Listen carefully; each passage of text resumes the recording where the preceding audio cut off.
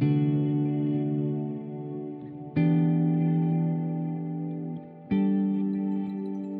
name's Andrew Balding. I'm a racehorse trainer based in Kingsclear, Hampshire in England. Yeah, well, I train in a place called Parkhouse Stables in Kingsclear, which is a purpose-built racing yard in North Hampshire. And it has a rich Derby history. John Porter, who founded the stables here, trained 7 Derby winners himself. Fred Butters, who trained here between the wars, trained a Derby winner, Midday Sun. And my father, Ian Balding, trained Mill Reef, obviously, who won the Derby in 1971. So there's been plenty of Derby history attached with the yard. There's been a few near misses as well. But it's been a long time since the last Derby winner was trained here at Kingsclear.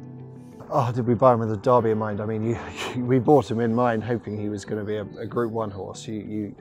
It would be, brave to say, oh, look at him, that's definitely a Derby horse.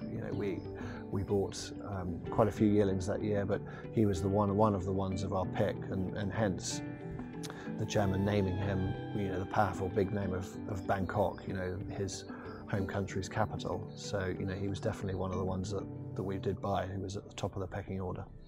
I happily got sort of a pick of what might suit to come here to Kingsclear, and he, just having been by Australia out of a Darshan mare, I just was attracted by him, not only as an individual at sales. He's very neat and athletic and classy looking horse, but we had deep pockets, so we could be quite picky. We could buy an exceptionally good looking individual and match the pedigree. With smaller budgets, you've often got to look at what you can afford in terms of pedigree matching to conformation. It's all relative to value. So we really could buy what we wanted. The mare was 6 for 6 and already produced 3 black type horses from the family of Ribchester. So there was quality milers in the family as well as quality mile and a half horses, and he was bred to be a Group 1 horse. He was by Shirley Heights, he was by Mill Reef, so there was a connection there that obviously made it attractive, and that's partly the reason I put my hand up to have Bangkok come here. He's a very well balanced horse. He's got an exceptional turn of foot for a middle distance horse, and he's got class, and I think that's probably the most important thing. If you've got a chance of running well in a Derby, you need to have a classy animal, and he's got that in abundance.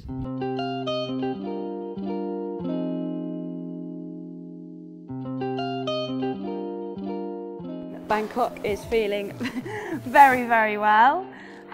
He's super relaxed on the gallops at the moment, and he's been working great, so everything's going in the right direction. I've had the ride on him since he came back into work in the winter, but before that he was in my barn as a 2-year-old where I was in charge of looking after him, so it's been quite a long relationship so far.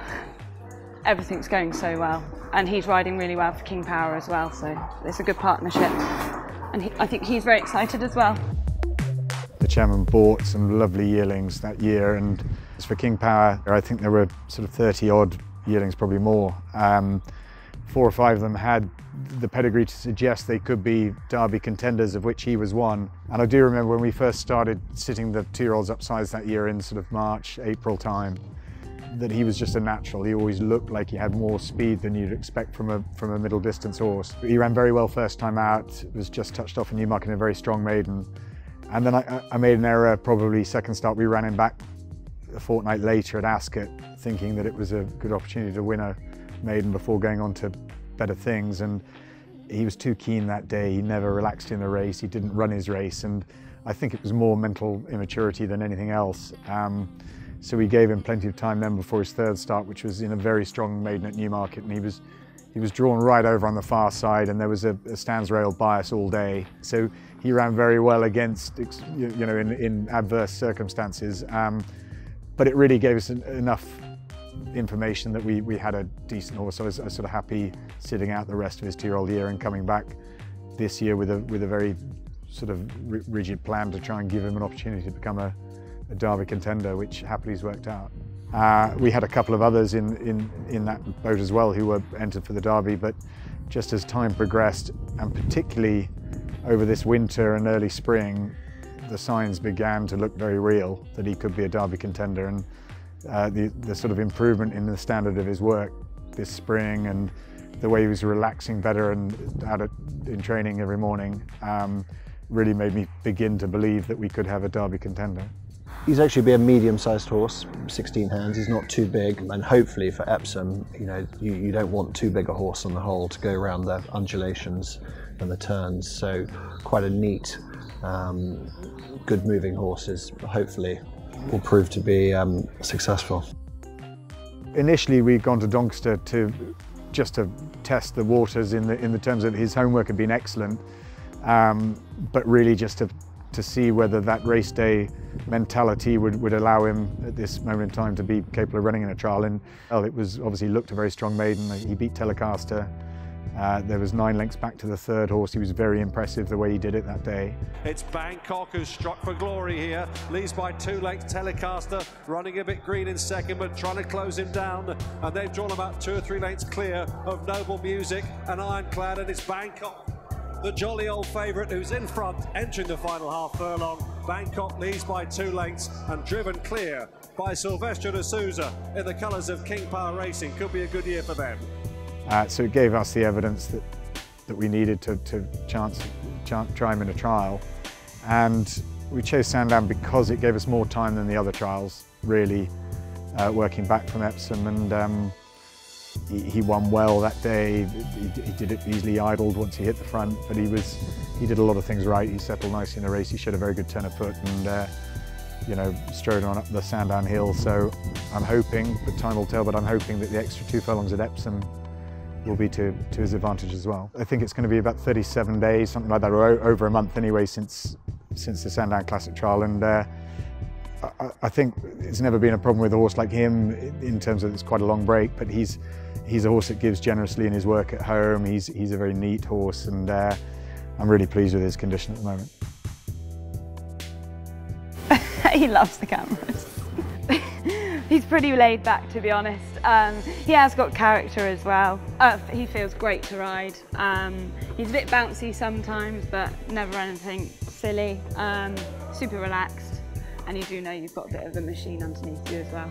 Saturday he had his big piece of work up on the downs on the all-weather mile gallop, and pulled clear away from there. And then he will just stay relaxed this week, have a little blow maybe, but he's such a nice-natured horse. He's lovely. We're very hopeful. We feel he's an exciting, improving horse. He's well balanced. We feel the track shouldn't be a problem.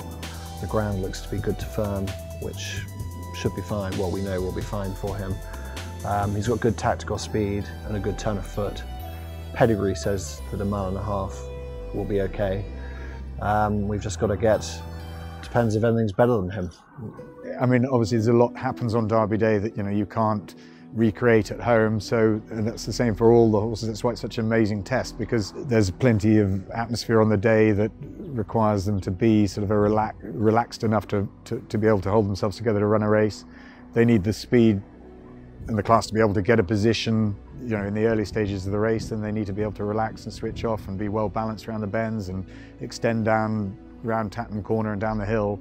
And then obviously they need the stamina at the end of the race to see out the 1.5 miles. So there's so many other variables that we'll only find out by running in the Derby. It's fantastically exciting. It's totally chaotic and mad. We've got 3 children on half term. We've got owners in every day.